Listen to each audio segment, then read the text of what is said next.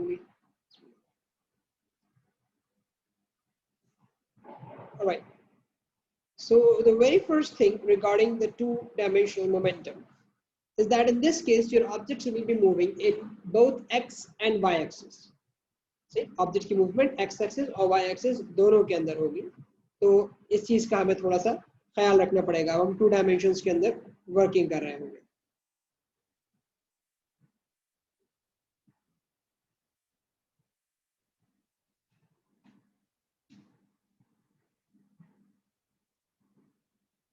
तो ये हो गया एक्स में, ये हो गया वाई। तो लेट्स से हमारे पास कोई ऑब्जेक्ट है, स्फीयर्स है, सही, उन स्फीयर्स की मूवमेंट पे बात करते हैं। हमारे पास स्फीयर ये रहा और एक स्फीयर ये, ठीक है। This is sphere X, sphere Y और स्फीयर 1, स्फीयर 2। इसका मास m1 और इसका मास हमारे पास m2। They both are moving with velocities v1 and v2, u1 and u2 respectively.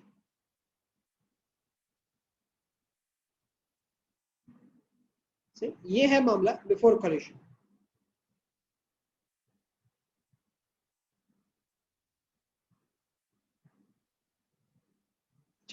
After collision क्या सिचुएशन होती है कि भाई आपके दोनों स्फीयर्स x और y दोनों डायमेंशन में मूव करेंगे।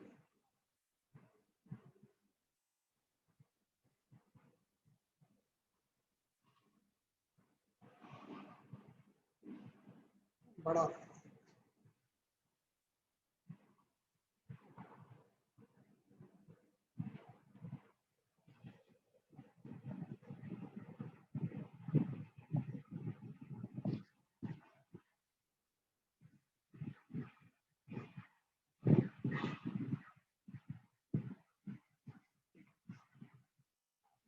we have the m1 moving in one direction and the m2 moving in some other direction. ये है v1, सही, और ये है v2। अब देखो मामला यहाँ पे ये हुआ है कि कोलिजन के बाद दोनों ऑब्जेक्ट्स ने डिफरेंट डायरेक्शंस के अंदर, मतलब x और y दोनों के अंदर मूवमेंट शुरू कर दी। तो हम क्या करते हैं, हम जिसकी एनालिसिस करते हैं, इसकी एनालिसिस करते हुए हम इसको दो कंपोनेंट्स में ब्रेक करते हैं। The movement is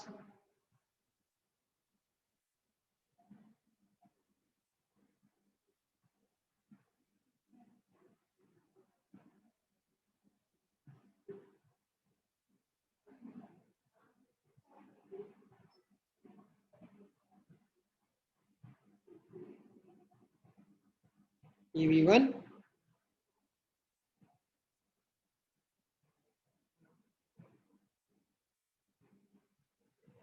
और ये इस तरह से V2।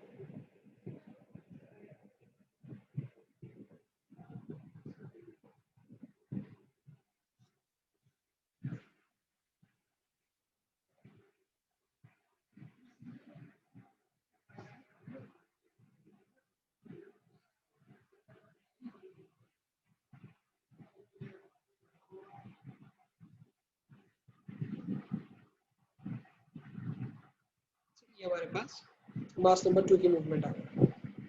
देखो इसकी एनालिसिस करने के लिए हमें इसके कंपोनेंट्स बनाने पड़ते हैं, क्योंकि V1 और V2 दोनों x और y के अंदर है। What we do to make things simple, we make components. सही, तो ये इसलिए करते हैं क्योंकि देखो जब भी कभी एनालिसिस होती है किसी ऐसे केस की जो x और y दोनों में मूव कर रहा हो, तो हमेशा उसको ब्रेक करते हो। उसके एनालिसिस को करने के लिए आप उसे सिंप्लीफाई करते हो दो पोर्शंस के अंदर, दो कंपोनेंट्स के अंदर। तो यहाँ पे भी हम यही करेंगे, एक हमारा x कंपोनेंट होगा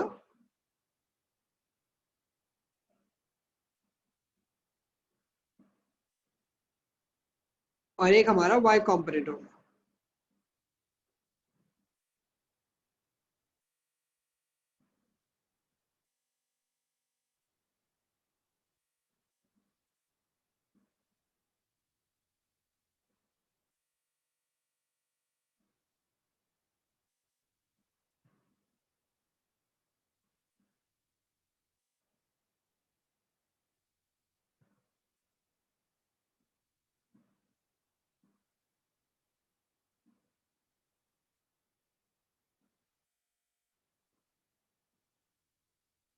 ये angle theta, this will be v1 cos theta, this will be v1 sin theta। so इसको थीटा 1 बोल देता हूँ, 1 का एंगल। और इसी तरह if this is theta 2, this will be v2 cos theta 2 and this will be v2 sin theta 2। आपके पास ये कंपोनेंट जो है यहाँ पे इस तरह से वो ब्रेक होकर सामने आ गया, जैसे प्रोजेक्टाइल में वेलोसिटी को ब्रेक करते थे। और शहीद चलो मैं बता देता हूँ ये कहाँ से आया, you it might be new. देखो इसका जो कॉन्सेप्ट है वो यहाँ पे जाता है कि अगर हमारे पास मिसाल के तौर पे ये लेंथ है, सही, ये हाइपोटेन्यूज है सही। अगर मैं चाहता हूँ कि मैं इसका एक्स में और वाई में दोनों डायमेंशन में मैं इफेक्ट देखूँ, तो ये है एक्स में इफेक्ट और ये है वाई में इफेक्ट, क्योंकि वो ऑब्जेक्ट आगे भी जाएगा। जैसे अगर ये वेलोसिटी है या कोई भी लेंथ है तो उसका हॉरिजॉन्टल कंपोनेंट अलग है, वर्टिकल कंपोनेंट अलग है। उसमें हॉरिजॉन्टल में क्या इफेक्ट आ रहा है और वर्टिकल में क्या इफेक्ट आ रहा है। तो अगर एक ऑब्जेक्ट को मैं वेलोसिटी से किसी एक वेलोसिटी v से फेंकूं, तो उस वेलोसिटी v से फेंकने के ऊपर वो आगे भी बढ़ेगा एक कंपोनेंट vx की मदद से, और वो ऊपर भी जाएगा एक कंपोनेंट vy की मदद से। तो इसके एंगल की वजह से इसके दो कंपोनेंट्स निकलते हैं। अब अगर मुझे मालूम करना है कि इनकी कंपोनेंट्स की वैल्यूज क्या है, देखो ये जो इंक्लाइंड लेंथ है इसको मैंने हाइपोटेन्यूज बोल दी। जो बेस होगी ये हो गई हमारे पास बेस vx, क्योंकि बेस वो लाइन होती है जिसपे 90 डिग्री और थीटा दोनों बनते हैं। और ये हो गया परपेंडिकुलर,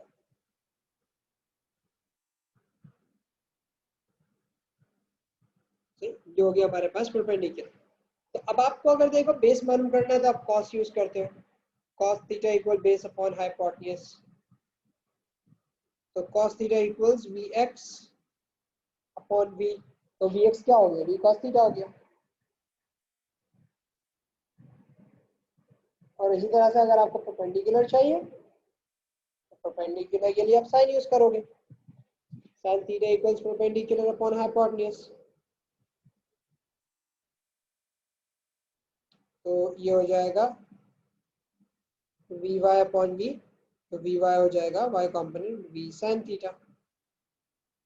जैसे ये हो गया v cos थीटा, ये हो गया आपके पास v sin थीटा। तो मैंने यही तो किया है यहाँ पे, वेलोसिटी के दो कंपोनेंट्स बनाए, एक horizontal component v cos theta और एक vertical component v sin theta.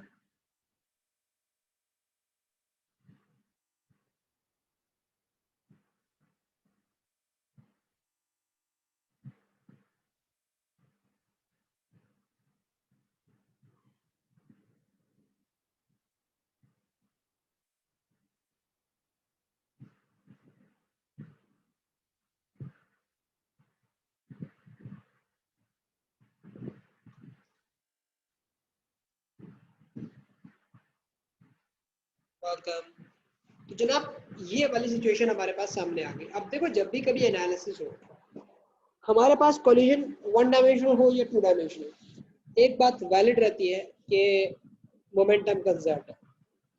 Total momentum before collision is going to be equals to total momentum after collision. ये बात ये हमेशा कंफर्म रहेगी, इसमें कोई शक नहीं है। लेकिन जब आप एक वेक्टर के ऊपर कंजर्वेशन अप्लाई करते हो तो याद रखना एक्स एक्सिस में अलग अप्लाई करोगे, वाई एक्सिस के अंदर अलग अप्लाई करोगे। You need to keep this thing in mind.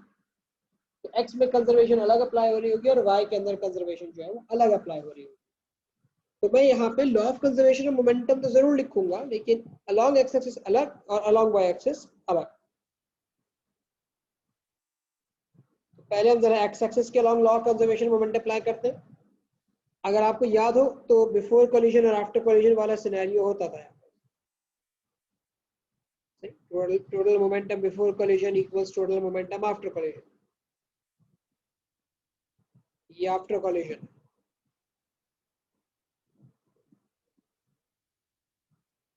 तो मैं ये कह सकता हूँ भाई कोलिजन से पहले के अगर तासुरात देखे जाएं तो दोनों बॉडीज एक्स एक्सिस की डायरेक्शन में मूव कर रही थी। तो I can write over here m1u1 plus m2u2। This is the case before collision. After collision की बात करूं तो आफ्टर कोलिजन में डायमेंशंस अलग अलग हो गई थी। तो मैं एक्स एक्सिस में एनालिसिस कर रहा हूँ तो मैं एक्स एक्सिस को लिखूंगा यहाँ पे कि भाई m1 v1 cos theta 1 velocity का एक्स कंपोनेंट यूज किया गया plus m2 v2 sin theta 2 sign लिख दिया गलती से v2 cos थीटा 2। तो ये मैंने वो कंपोनेंट्स यूज करे, वो इफेक्ट यूज किया जो मुझे एक्स एक्सिस के अंदर मिल रहा था। जितनी चीजें एक्स एक्सिस में थी, जो जो वेलोसिटीज एक्स एक्सिस में थी, वो मैंने यहाँ पे एनालाइज कर। इसी तरह से वाई एक्सिस का भी फंक्शन बनाया जा सकता है। तो वाई एक्सिस का फंक्शन बनाते हुए आप वेलोसिटी के वो कंपोनेंट्स दोगे जो वाई एक्सिस में थे। एक्स एक्सिस और वाई एक्सिस दोनों के बिफोर कोलिजन और आफ्टर कोलिजन दोनों केसेस में। तो अगर आप गौर करें तो भाई कोलिजन से पहले तो वाई एक्सिस में मूवमेंट ही नहीं थी। कोलिजन से पहले वाई एक्सिस में कहाँ मूवमेंट थी ना, m1 मूव कर रहा था ना m2 मूव कर रहा था। तो कोलिजन से पहले ये आपके पास होगा 0। बिलाल कोलिजन के बाद था v sin थीटा ना, कोलिजन से पहले तो v sin थीटा कुछ नहीं था। कोलिजन से पहले तो वो दोनों पार्टिकल x में मूव कर रहे थे। हाँ, अगर वो पार्टिकल्स दोनों y में मूव कर रहे होते तो मैं v sin theta u1 sin theta u2 sin theta लगा, मतलब if they would have been moving in the y axis as well, तो फिर आपके पास इनिशियल भी कोलिजन्स कह लो के कंपोनेंट्स बनाए जाते। लेकिन अभी मुझे बनाने की जरूरत नहीं है, मैं सिंपल कह सकता हूँ कि भाई m1 y एक्सिस में ये 0, m2 y एक्सिस में वेलोसिटी 0, y एक्सिस में है नहीं वेलोसिटी। आफ्टर कोलिजन बिल्कुल है भाई, after collision this is m1 v1 sin theta 1, और अगर m2 को देखा जाए तो m2 v2 sin थीटा 2। अब इसमें मैंने एक गलती की है जानबूझ के, सही, और वो गलती है इस जगह। पहचान सकते हो क्या मिस्टेक है? फिलहाल बेटा 0 वाली बात ये है कि कोलिजन से पहले आपका ऑब्जेक्ट वाई एक्सिस में मूव ही नहीं कर रहा था, इसीलिए वाई एक्सिस के अंदर इसकी कोई वेलोसिटी ही नहीं थी। मैंने जब वहां पे 0 लिख दिया, ये बात मैं कह रहा हूँ।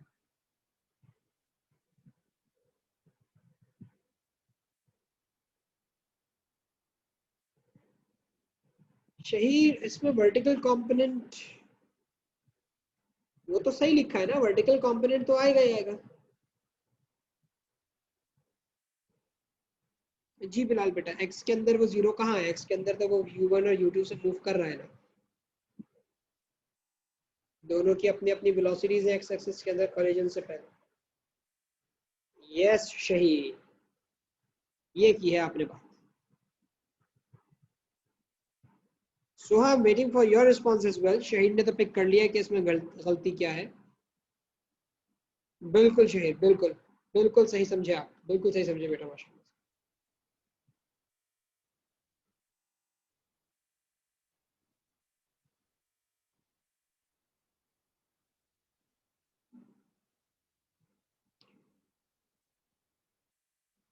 अच्छा ठीक है, सो हाँ आपको अभी नहीं पता चल रहा। Bilal, have you figured out the mistake? m2 into v2 sin theta 2 में कोई मिस्टेक?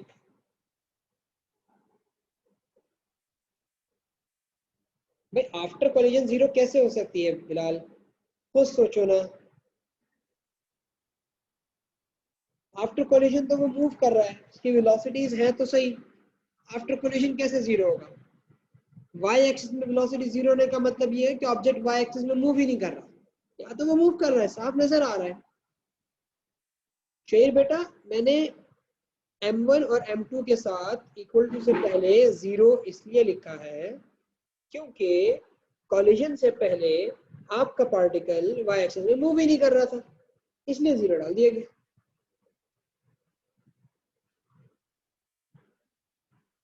बेटा यहाँ नेगेटिव साइन आएगा, जो मैंने आपका ये लिखा हुआ है ना, इधर आएगा नेगेटिव साइन।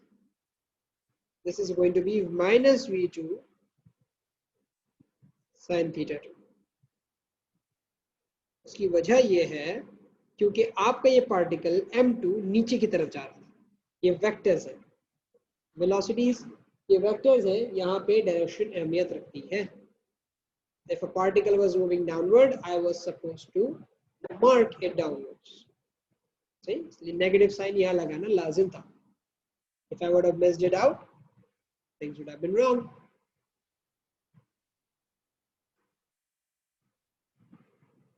ठीक है भाई. तो इस माइनस साइन का जरा ख्याल रखिएगा आप लोग हमेशा.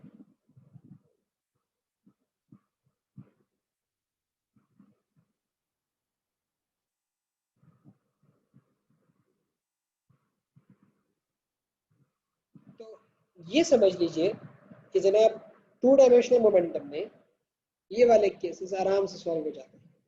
सही, इट्स नो बिग डील. आप law of conservation of momentum हमेशा यहाँ पे अप्लाई करोगे. आप law of conservation of kinetic energy भी अप्लाई कर सकते हो. आप चाहो तो law of conservation of kinetic energy भी अप्लाई कर सकते हो विदाउट एनी कंफ्यूजन. किस तरीके से? क्योंकि देखो काइनेटिक एनर्जी तो स्केलर है ना. इट डजंट मैटर कि whether object is moving towards right और लेफ्ट और अप और डाउन, इससे कोई फर्क नहीं पड़ता. सही, ये स्केलर क्वांटिटी है, ये हमेशा कंजर्व्ड रहेगी.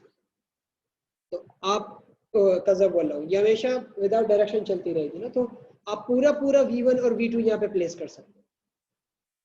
सही, आप पूरा v1 और पूरा v2 यहाँ पे प्लेस कर सकते हो. मतलब अगर कंजर्वेशन ऑफ काइनेटिक एनर्जी लिखना होता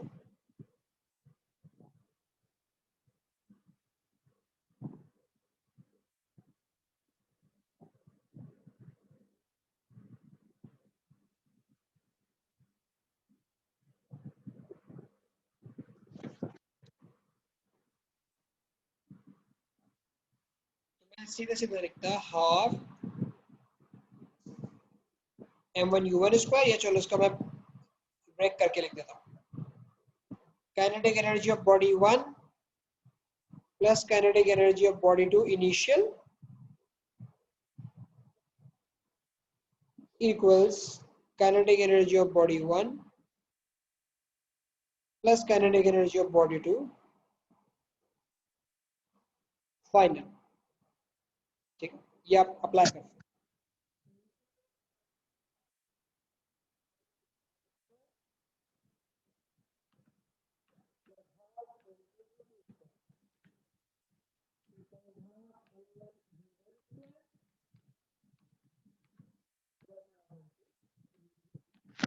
इसमें आपको कुछ करने की जरूरत नहीं होती कि भाई वो साइन थीटा अलग लग रहा है और कॉस अलग लग रहा है, एक्स का अलग वाई का अलग. इसमें कोई कंसर्न नहीं है डायरेक्शन.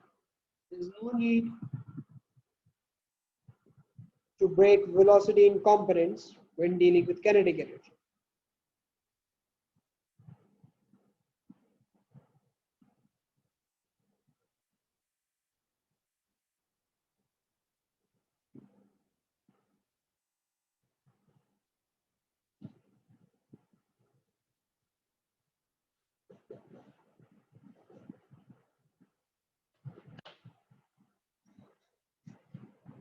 तो इस चीज का आप अपने ज़हन में ख्याल रखिएगा. अब मैं इसके कुछ क्वेश्चंस करवाता हूँ. सही है, और इसमें एक वेक्टर का रूल भी जो है वो भी अप्लाई करवाता हूँ. बिल्कुल सही, ये इसी अजम्पशन में कि काइनेटिक एनर्जी लूज नहीं हुई, तभी तो लिखा है कंजर्वेशन ऑफ काइनेटिक एनर्जी.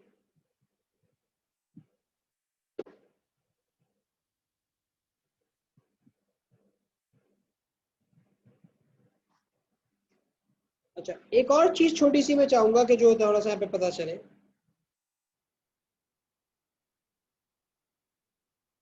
वो है कि भाई चेंज इन मोमेंटम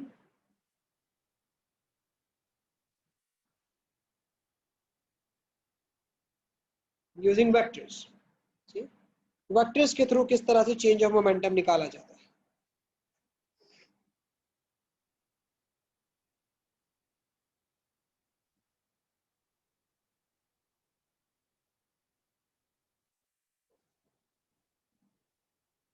अब देखिए भाई, अगर आपको चेंज इन मोमेंटम निकालना है using the idea of vector quantities, तो मैं ये कहता हूँ पहले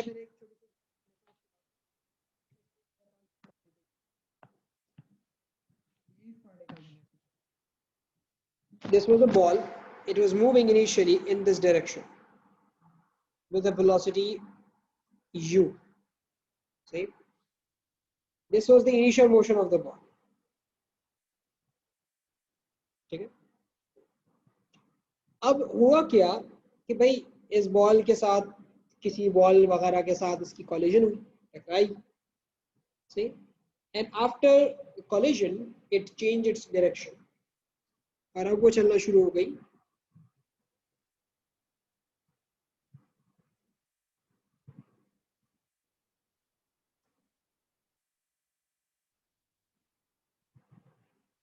इस डायरेक्शन में. ये डायरेक्शन चेंज हो गया इसकी आफ्टर कॉलिजन.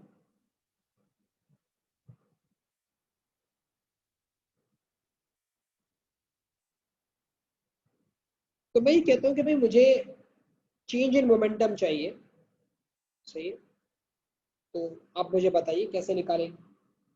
अच्छा, अब देखिए चेंज इन मोमेंटम आपको अगर वेक्टर्स के थ्रू चाहिए तो कैसे बनेगा, और अगर बगैर वेक्टर के मालूम करना होगा तो कैसे पता चलेगा. वेक्टर्स के थ्रू मैं पहले इसलिए बता रहा हूँ क्योंकि वो थोड़ा सा आसान तरीका है. तो देखो मैं इन दोनों के वेक्टर्स ना इनिशियली ड्रॉ कर देता हूँ मोमेंटम के. ये वेक्टर्स मेरे बच्चे मोमेंटम के वेक्टर्स हैं, क्योंकि इन दोनों इस बॉल का कुछ ना कुछ मास होगा m. ठीक है, तो मैं लाजमी सी बात है कि भाई इसका मास टाइम्स इसकी इनिशियल वेलोसिटी से मुझे इसका इनिशियल मोमेंटम मिल जाएगा. This is the initial momentum. ठीक है, इनिशियल मोमेंटम होता है मास इनटू इनिशियल वेलोसिटी, और फाइनल मोमेंटम मुझे मिल जाएगा मास इनटू फाइनल वेलोसिटी से. ये वेक्टर है तो इसलिए मैं वेक्टर के हिसाब से इस चीज को लिख सकता हूँ. इसमें वेलोसिटी पूरे पूरे वेक्टर की फॉर्म में मौजूद है. तो कॉलिजन के बाद started traveling in a straight line.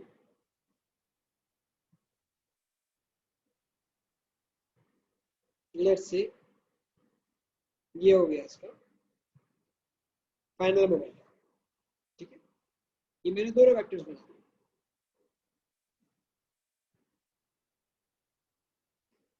बेटा पी आई इनिशियल मोमेंटम है, पी एफ फाइनल मोमेंटम है. P I is initial momentum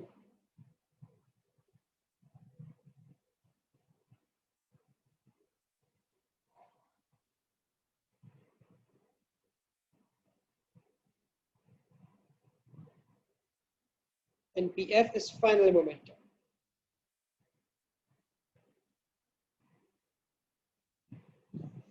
अब देखो अगर आपको चाहिए चेंज ऑफ मोमेंटम,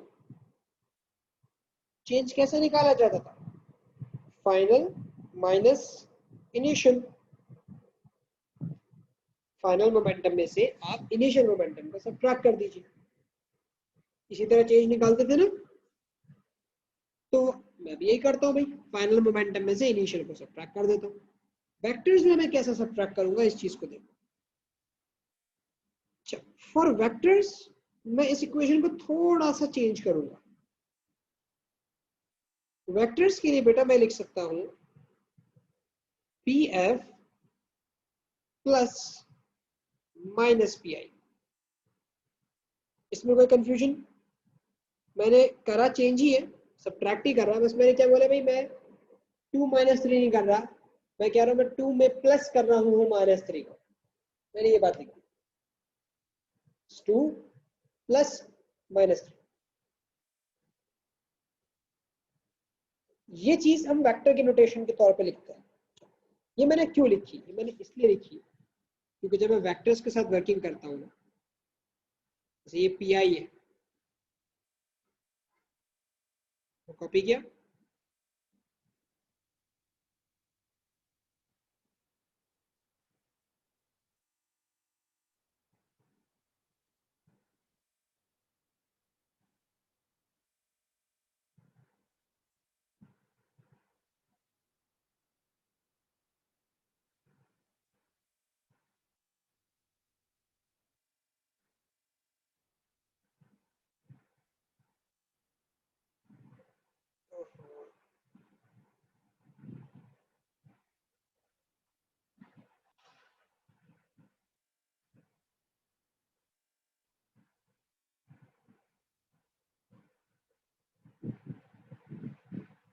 अच्छा मैं एक चीज बतानी है इसमें आपको, ये जो नेगेटिव वेक्टर होता है ना बेटा इसका,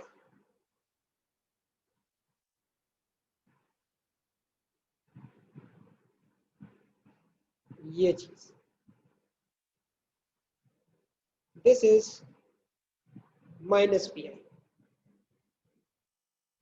ये आपके पास मैग्नीट्यूड में सेम होता है और डायरेक्शन के अंदर ऑपोजिट होता है। नेगेटिव वेक्टर की पहचान, मैग्नीट्यूड में एग्जैक्टली सेम, डायरेक्शन में ऑपोजिट। तो मुझे क्या बोला गया है, पी एफ में माइनस पी आई ऐड कर दीजिए। ठीक है भाई, मैं कर देता हूँ, पी एफ में माइनस पी आई ऐड कर देता हूँ। इसको मैं यहाँ पे कॉपी करके अपने पास अलग कर लेता हूँ और फिर मैं ऐड कर देता हूँ। कॉपी किया,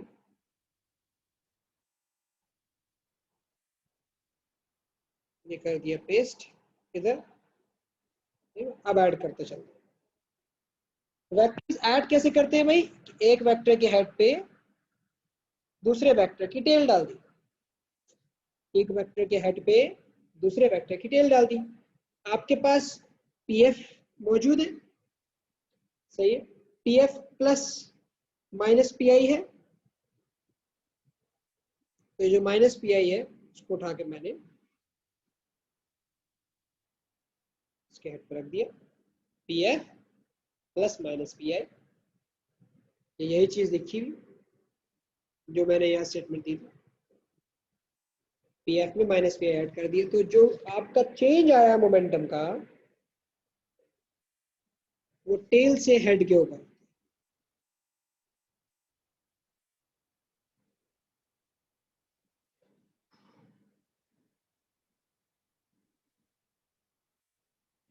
ये आपके पास change of momentum delta P.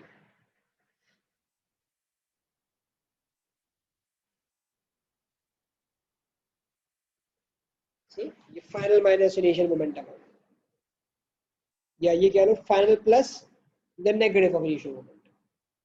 ये मोमेंटम का चेंज इस तरह का। अब आपके पास अगर एंगल्स वगैरह होते तो आप एंगल्स के थ्रू इसको सॉल्व कर सकते, आसानी सॉल्व कर सकते।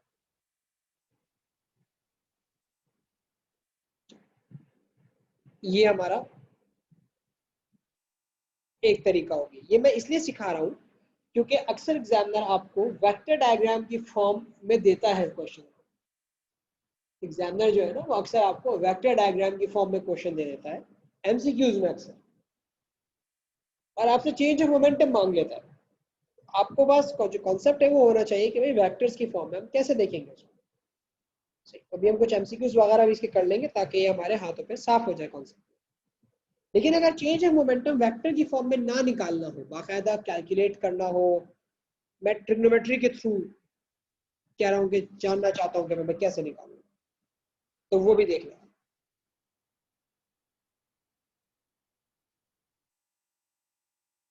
कि change of momentum using components,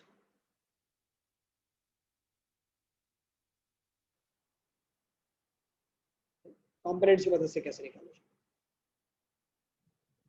तो भाई कंपोनेंट्स की मदद से ये कुछ ऐसा हो सकता है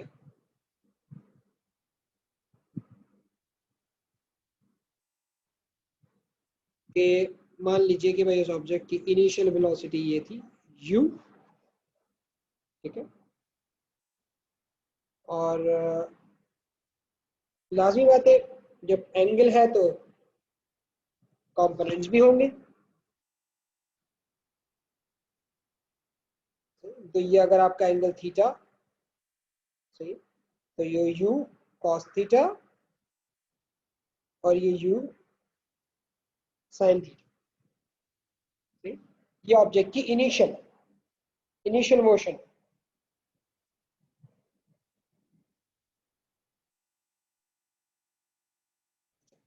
इसके बाद फिर हम बात करते हैं फाइनल मोशन कि भाई ये मूव कर रहा था और मूव करते करते अब इसकी मूवमेंट कुछ यू हो गई।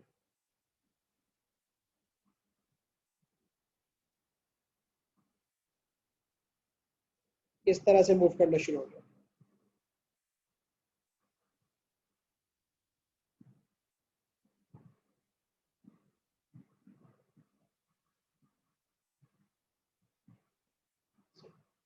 ये इसका एंगल,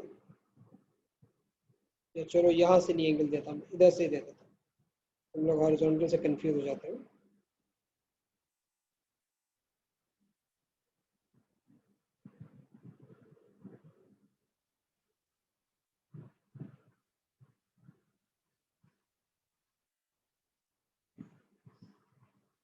ये एंगल थीटा, तो ये v cos, इसको अल्फा कर देते, थीटा ज्यादा हो जाएगा,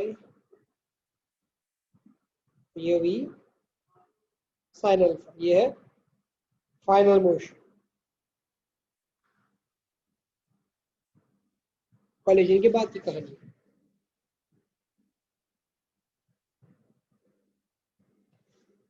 देखो बेटा, जब भी आपको चेंज इन मोमेंटम चाहिए, सही, तो आप क्या कर सकते हो, फाइनल माइनस इनिशियल तो करोगे ही करोगे, लेकिन ऐसे केसेस में आप क्या करते हो, आप एक्स एक्सिस में चेंज इन मोमेंटम अलग निकालते हो, वाई एक्सिस में चेंज इन मोमेंटम अलग निकालते हो। कि if you want to find out the change in momentum in this case, क्योंकि कंपोनेंट्स है, एक्स एक्सिस में अलग निकाला जाएगा कि एक्स में मोमेंटम कितना चेंज हुआ, और इसी तरह वाई में कितना चेंज हुआ।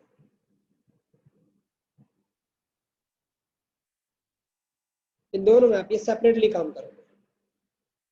तो अगर मुझसे कोई बोले कि मैं मुझे चेंज इन मोमेंटम चाहिए एक्स एक्सिस के अंदर,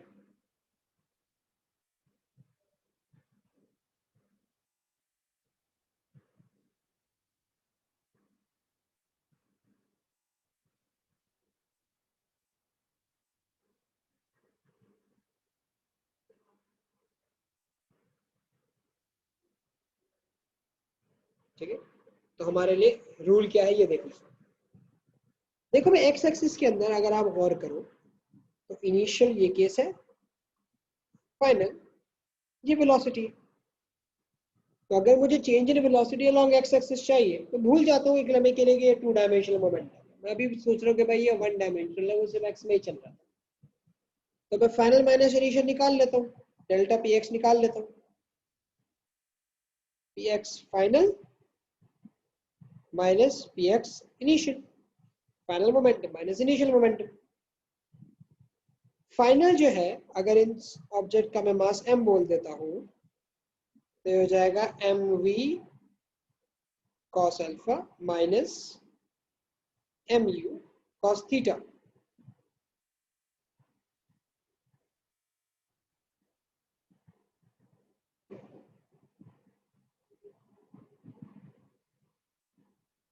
ये आ गया change in momentum along x. अब ये चेंज हो सकता है, एक्सप्रेशन मैंने जनरल बना दी, लेकिन क्या याद क्या रखना है बेटा, आपने आपने इतनी चीज याद रखनी है, आप एक्स एक्सिस में अलग एनालाइज कर सकते हो, और एक्स एक्सिस के अंदर भी मेरा फाइनल माइनस इनिशियल कर,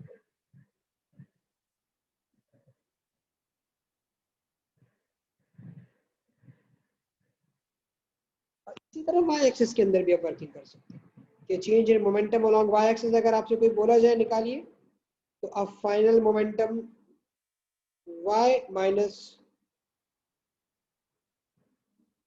इनिशियल मोमेंटम निकालिए। ये आपको याद करना,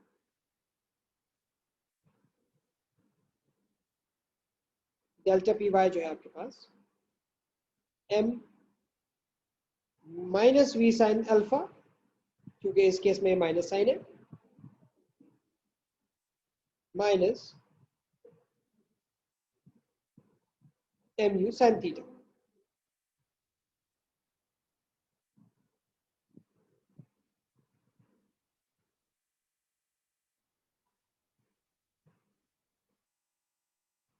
ये आ गया हमारे पास कंट्रोल। याद क्या रखना है, सिर्फ ऊपर वाली बात कि जब भी चेंज इन मोमेंटम निकालना हो, एक्स में बेटा अलग निकालना, वाई में अलग निकालना। एक्स में निकालने के लिए फाइनल माइनस इनिशियल सब एक्स एक्सिस के अंदर, वाई में निकालने के लिए फाइनल माइनस इनिशियल सब कुछ वाई एक्सिस के अंदर। अब अगर एग्जामिनर आपसे बोले कि भाई मुझे तो टोटल चेंज इन मोमेंटम चाहिए,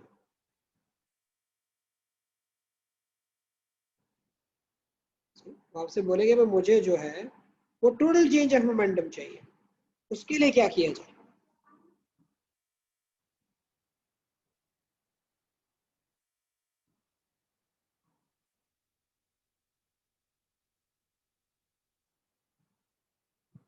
कि भाई एक्स और वाई में अलग अलग नहीं मालूम करना, मुझे कंप्लीट चाहिए। उसके लिए आप क्या कर सकते हो, आप बोलोगे भाई कि देखो आपने एक्स में चेंज निकाल लिया और वाई में चेंज निकाल लिया, आपको पता है भाई वाई में मोमेंटम जो चेंज हो रहा होगा उसका इफेक्ट आपको मिल गया यहाँ, change in momentum in Y axis, यहाँ से आ जाएगा ये जो पूरी चीज है, दिस थिंग आपने फाइनल माइनस इनिशियल करके निकाल लिया, आपको change in momentum in Y मिल गया। इसी तरह से आपको change in momentum in X भी मिल चुका है।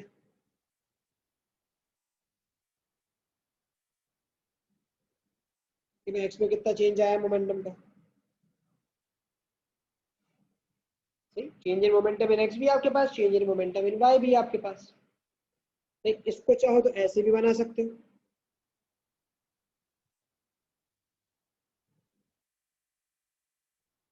You can write in this manner, ठीक है ना। तो ये सारी चीजें आपके पास यहाँ मौजूद है। आपसे रिजल्टेंट चेंज मांगा जा रहा है। अब देखो ये एक राइट एंगल ट्राइंगल जैसा है ना, 90 डिग्रीज का एंगल बना हुआ, तो जो रिजल्टेंट चेंज होगा वो कहाँ होगा, वो इन दोनों के दरमियान में होगा।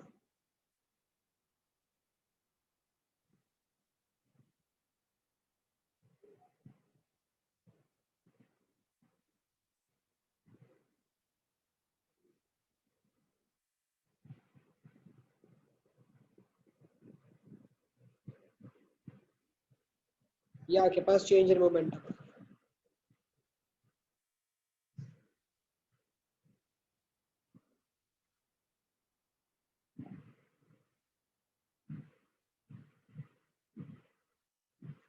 बिल्कुल formula total change in momentum के फॉर्मूले पे ही जा रहा हूँ बेटा मैं। देखो ये जो है ये आपके पास हाइपोटेन्यूज है, ये आपके पास बेस है, ये आपके पास परपेंडिकुलर है राइट एंगल ट्राइंगल। क्योंकि अगर आप थोड़ा सा गौर करो, इसको अगर मैं कॉपी पेस्ट कर दूं इधर,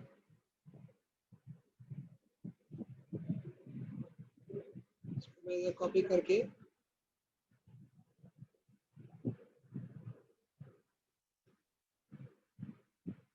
अगर इसको मैं इधर पेस्ट कर दूं,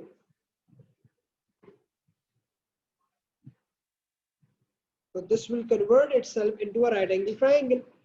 थोड़ा सा इसमें वर्किंग करनी पड़ेगी, लेकिन it will convert itself into a right angle triangle.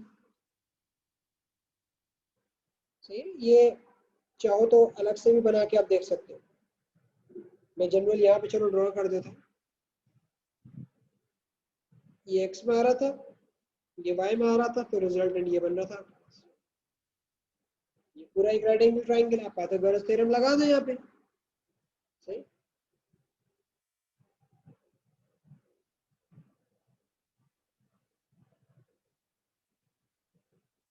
यानी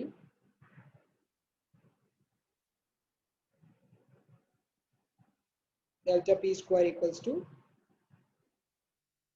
delta P X square plus delta P Y square.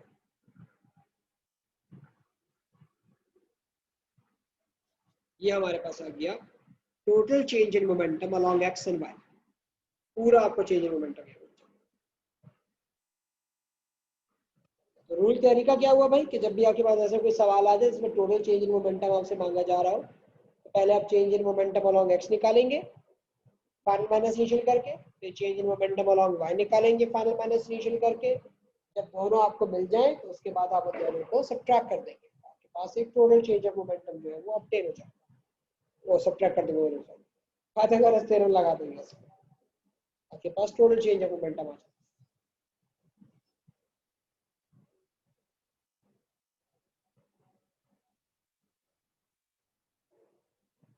इसमें कोई सवाल है अगर किसी का तो वो पूछ ले मुझसे।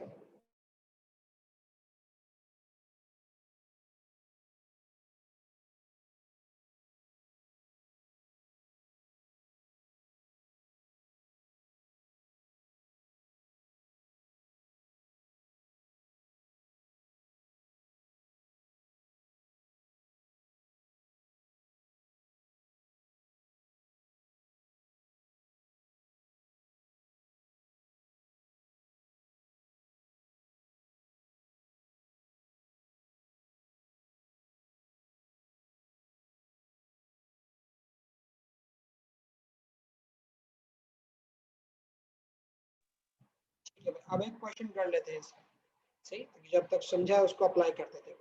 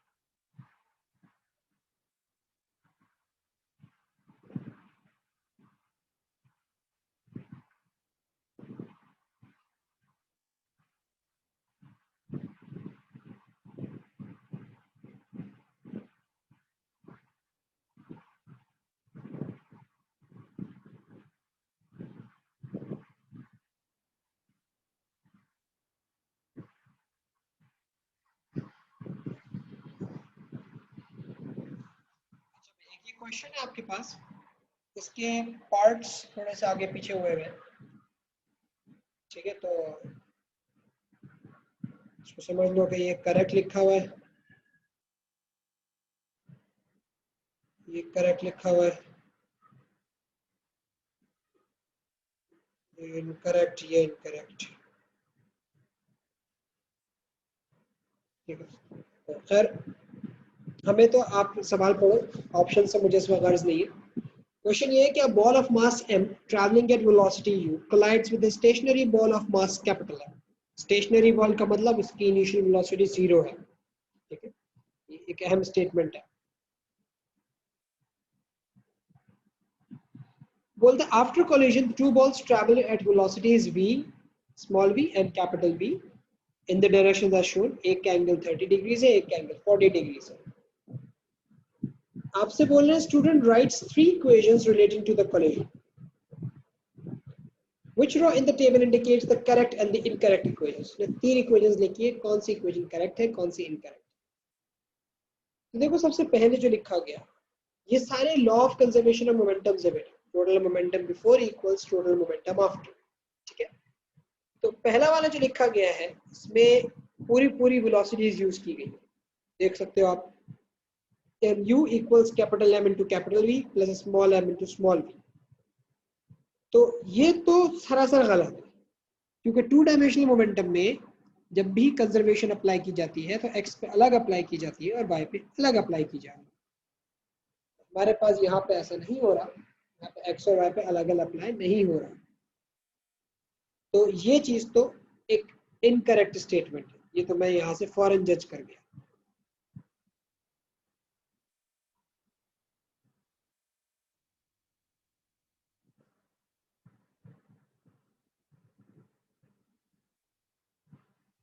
अच्छा, सेकंड और थर्ड को देखते हैं। सेकंड बोलता है M V sine theta equals capital M V sine 40। अब ये समझ नहीं आ रहा कि ये करेक्ट है या नहीं, तो एक काम करते हैं, ये कंपोनेंट्स लग रहे हैं मुझे और साइन लिखा हुआ है, तो इसका मतलब ये वर्टिकल कंपोनेंट के लिहाज से होगा, बना के देखते हैं। देखो स्मॉल एम है, उसका वेलोसिटी का वर्टिकल कंपोनेंट v sin 30 होगा, और इसका वर्टिकल कंपोनेंट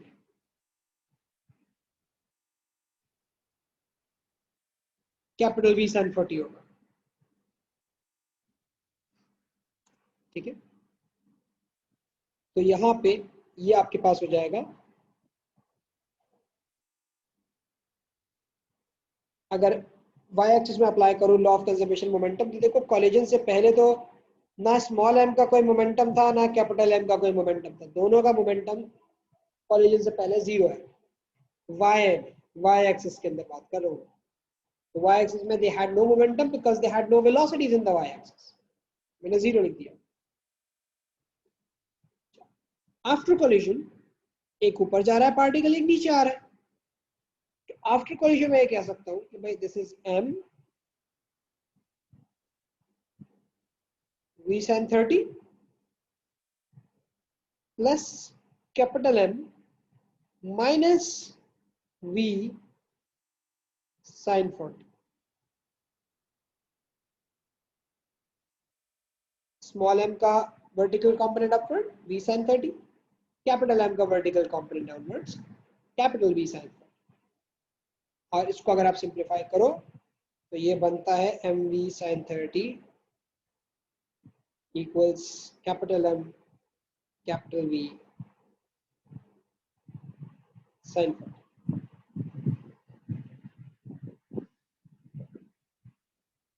ये चीज बात समझ में आई वाली?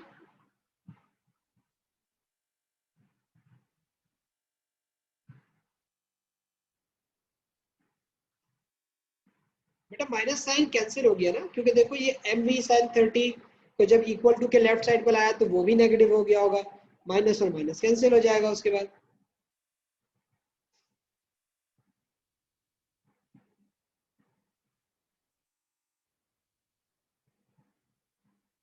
ठीक है सो, तो जनाब इसका मतलब ये हुआ कि ये जो एक्सप्रेशन लिखी है ये तो करेक्ट है, तो कोई शक की बात नहीं। अगली इक्वेशन भी देख लेते हैं कि भाई ये करेक्ट है या नहीं।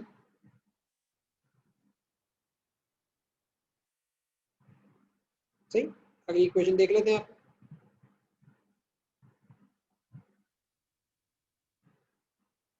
तो भाई यहाँ पे ये बनी हुई है एक्स के लिहाज से, एक्स एक्सिस के लिहाज से।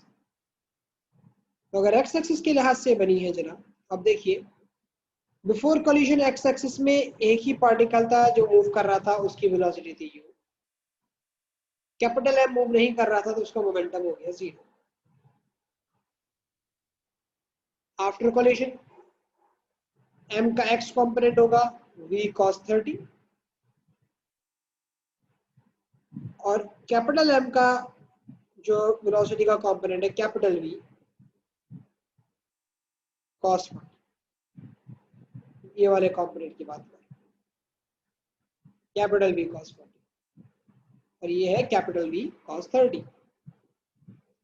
वो स्मॉल v cos 30। तो x एक्सिस के अंदर भी जो इक्वेशन बनी हुई है वो करेक्ट लिखी हुई है, mu equals to mv cos 30 plus mv cos 40।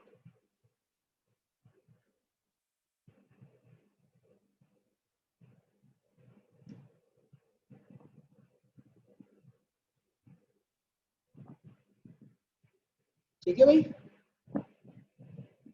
यहाँ से भी हमारे पास जो है वो पता चल गया कि भाई आंसर हमारा करेक्ट स्टेटमेंट है, हमें गड़बड़ नहीं। ऑप्शन तो अभी कोई नहीं बन पा रहे क्योंकि जो गायब हुआ था मैंने अपनी मर्जी से लिख दिए थे, लेकिन ये है कि पहला इनकरेक्ट है, दूसरा और तीसरा करेक्ट है। आगे बढ़ते हैं जरा।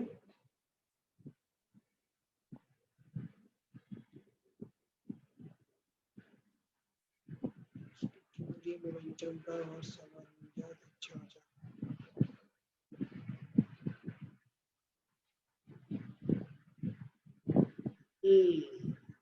ये सवाल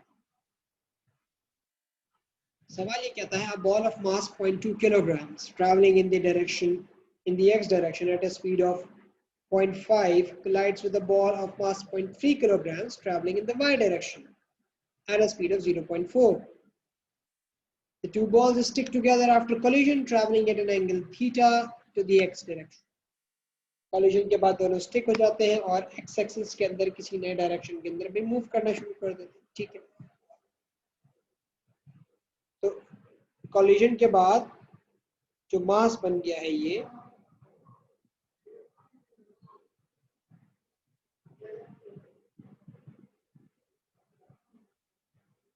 ये हो गया 0.5 किलोग्राम्स, और वो मूव कर रहा है किसी वेलोसिटी के साथ, सही, which is unknown to us, नहीं पता कि मैं इसकी वेलोसिटी कितनी, v, उसका एंगल निकालने को बोल दिया गया।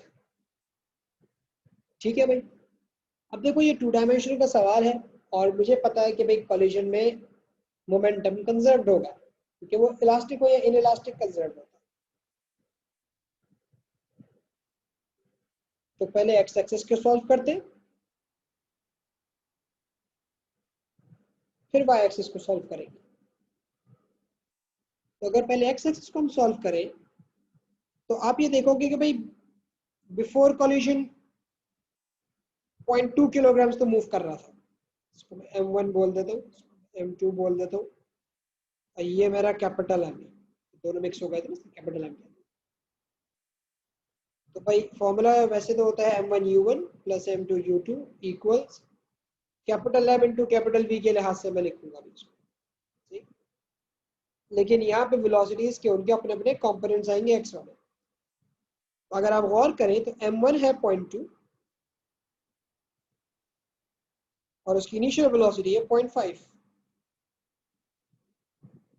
m2 है तो 0.3, लेकिन एक्स एक्सिस में उसकी कोई वेलोसिटी नहीं है, पूरी पूरी पूरी वेलोसिटी y एक्सिस के अंदर, it's purely moving in the y axis. बिल्कुल। After collision, the mass is 0.5 and it had velocity v which I don't know. उसका x component जरूर निकाला जा सकता है, v cos थीटा के बराबर है।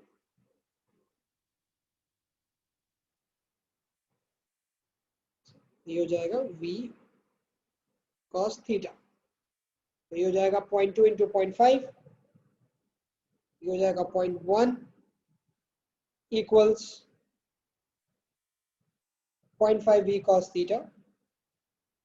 तो v cos theta will be equals to 1/5।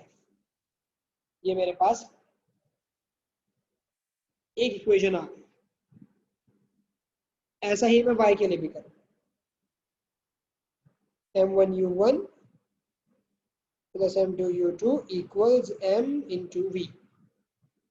y axis के अंदर x, वो y एक्सिस के अंदर m1 मूव नहीं कर रहा था, although m1 has a mass of 0.2 but its velocity in the y axis was 0 because it was purely moving in x axis,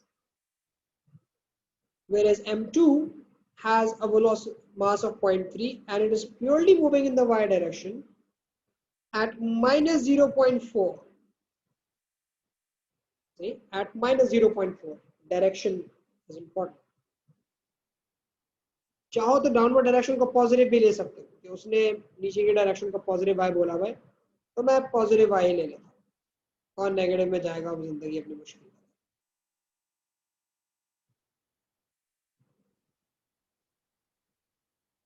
After collision, the mass is 0.5,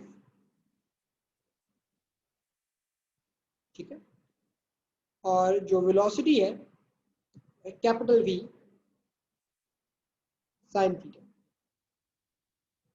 ये वाला component, vertical component. अब आप इसको चाहे तो सिंप्लीफाई कर सकते हैं, 4 3 is 12, 0.12 upon 0.5 equal V sine theta. V sine theta हो जाएगा 12 अपॉन 5। ये हमारे पास सेकेंड इक्वेशन, फर्स्ट इक्वेशन भी आ गई, सेकेंड इक्वेशन भी आ गई। अब देखो मुझे थीटा चाहिए, तो छोटा सा काम करता हूँ, इक्वेशन 2 डिवाइडेड बाय इक्वेशन 1 कर देता हूँ, इक्वेशन 2 को इक्वेशन 1 से डिवाइड कर देता हूँ। इससे क्या फायदा होगा मुझे, इससे ये फायदा होगा v sin theta upon v cos theta, सही, लेफ्ट हैंड साइड, और राइट हैंड साइड है 12/5 डिवाइडेड बाय 1/5। क्या उसको सिंप्लीफाई करोगे बी से बी कैंसिल हो जाएगा, साइन अपॉन कॉस होता है बेटा टेंजेंट, ये बच जाएगा खाली 12। सॉल्व करके देखो 12/5 डिवाइड बाय 1/5, आंसर खाली 12 बचेगा आपके पास। यहां से आप थीटा निकाल सकते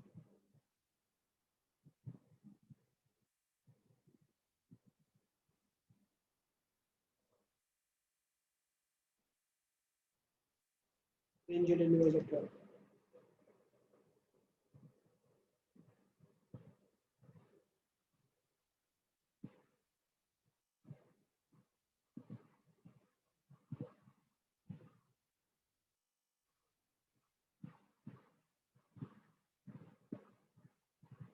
इसमें 12/5 नहीं है, 1.2/5 ये भी एहसास हुआ।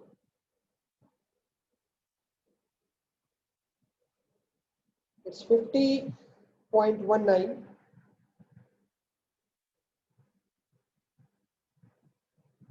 basically 50 degrees, जो एंगल आ रहा है हो गया 50 degrees। C is the right answer।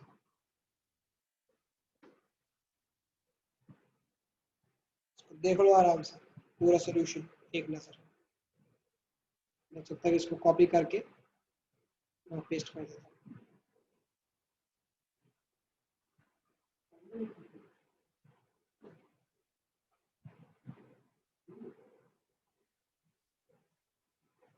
बेटा शायद फाइनल पार्ट में मैंने इक्वेशन नंबर 2 और इक्वेशन नंबर 1 को डिवाइड कर दिया। मैंने डिवाइड इसलिए किया क्योंकि मुझे वेलोसिटी एलिमिनेट करनी थी। मैंने बोला भाई दोनों के अंदर वेलोसिटीज तो हैं तो डिवाइड करके एलिमिनेट हो सकती है, इसलिए मैंने डिवाइड करके एलिमिनेट कर दिया उसको। बस उसके बाद क्या था, v से भी कैंसिल हो गया, बच गया साइन अपॉन कॉस।